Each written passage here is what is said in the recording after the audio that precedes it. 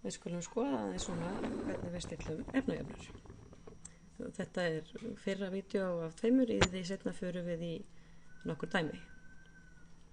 Tilgangurinn með því að stilla efnajöfnur að það sé jafn mikið af efnum vinstra megin við öruna og hægra megin. Munum að efna hvarfi þegar ákveðin hvarfefni koma saman og breytast í myndefni og við höfum ör á milli. Það verður ekki breyting á fjölda atóma í efnahvarfi.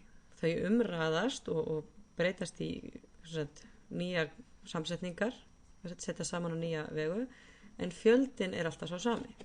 Þannig að það getur oft verið ágætt að hugsa atómin sem svona eins og kúlur, og í þessu hvarfi hér erum við með kolefni að hvarfast til súrefni og það myndast koldíoxíð. Þetta það sem gerist til dæmis ef við brennum kolum, til dæmis á gamaldags kolagrilli.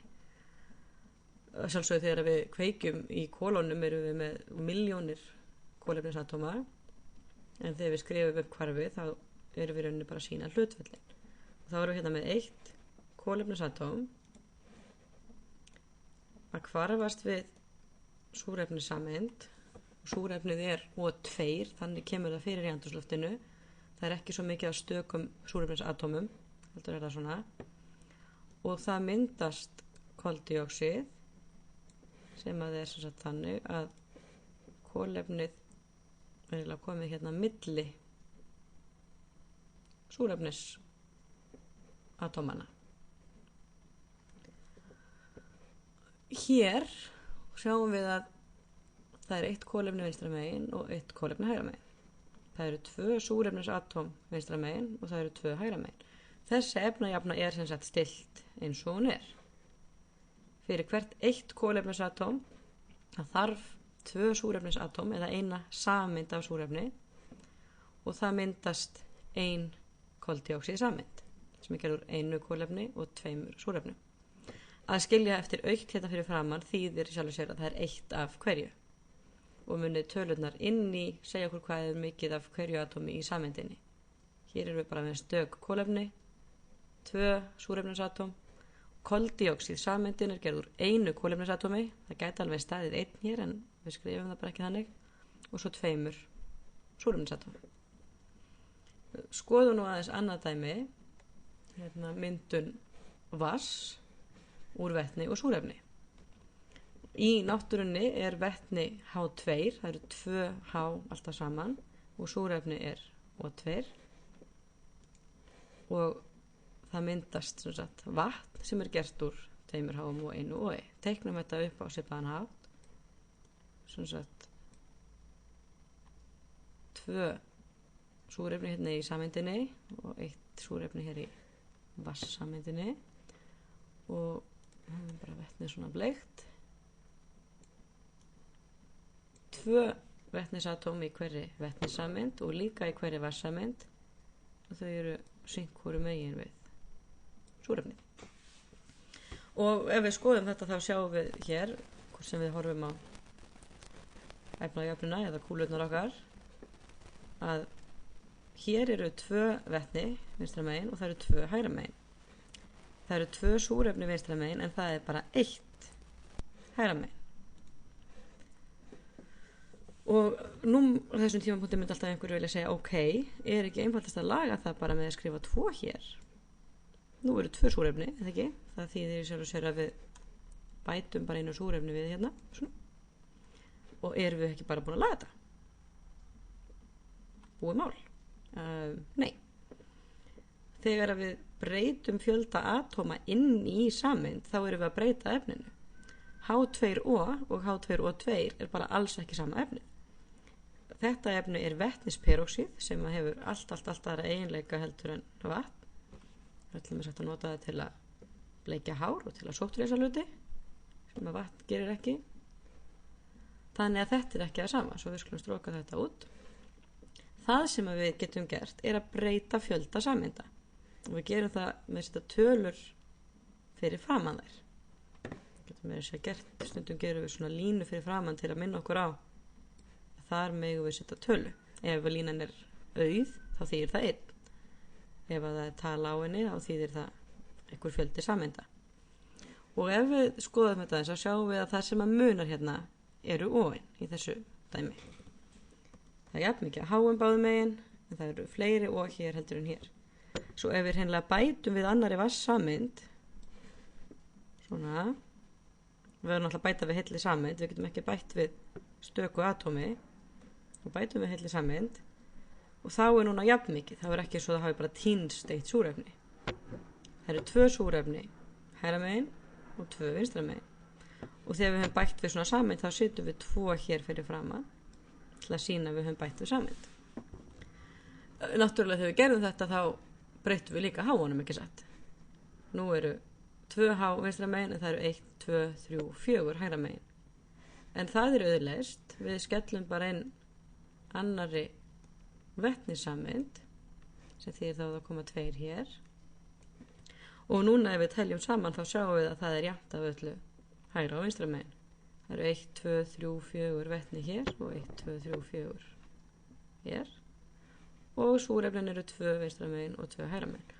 Þannig að þessi efnajafna er núna stillt.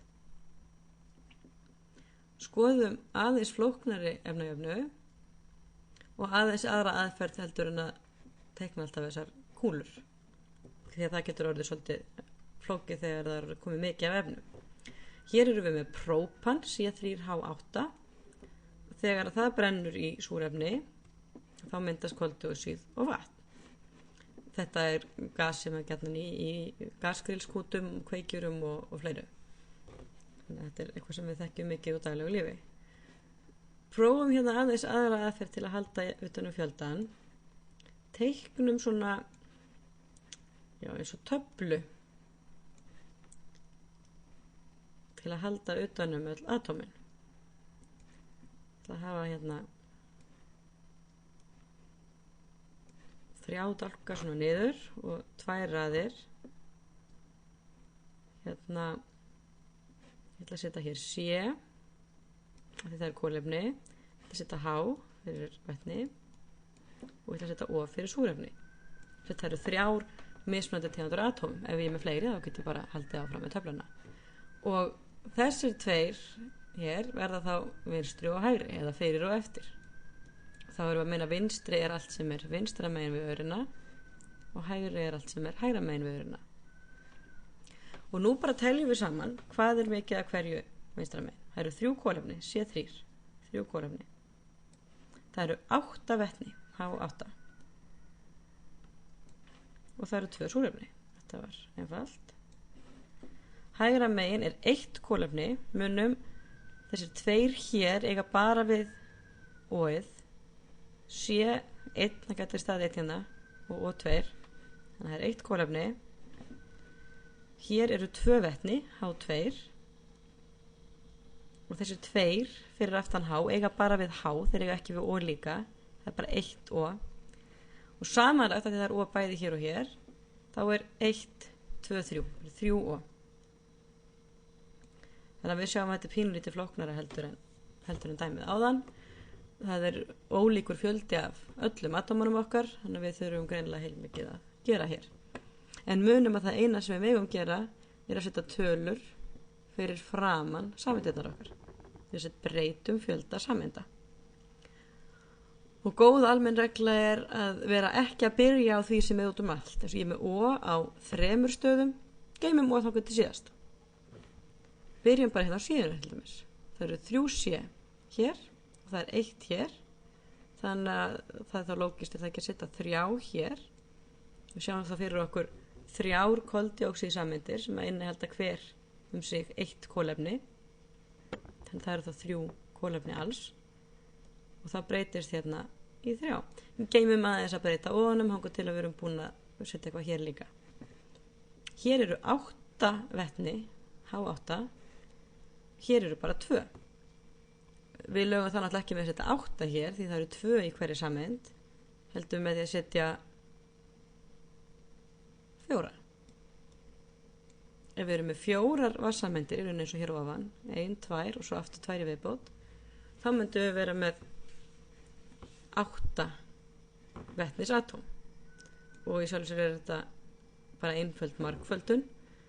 til að finna út fjöldan hér í, þá segjum við 4 sinnum 2, það er vetnið, 8, og hér er bara 1 súrefni, þannig að 4 sinnum 1, það eru 4 súrefni hérna.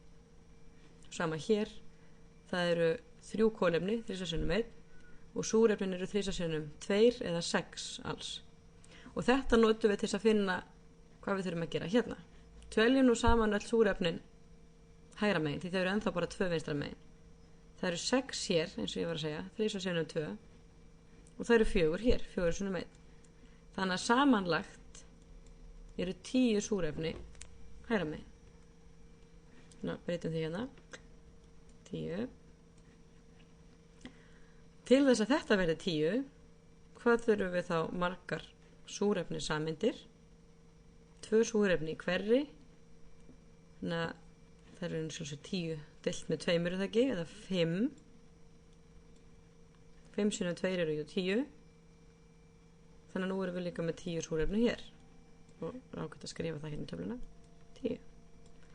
Þannig að nú erum við búin að stilla þessa efnajöfnu, það eru 3 kolefni báðum megin, það eru 8 vetni báðum megin, H8 og 4 sinnum 2, líka 8, og súrefnin eru 10 vinstra megin og 6, 3 2, 6, pluss 4 sinnum 1 eða 4, 10 hægra megin. Stilt efnajöfna. Kíkjum svo í hluta 2, þar sem að við tökum nokkur fleiri dæmi og lærum svona tækni og hérna trikk í þessu.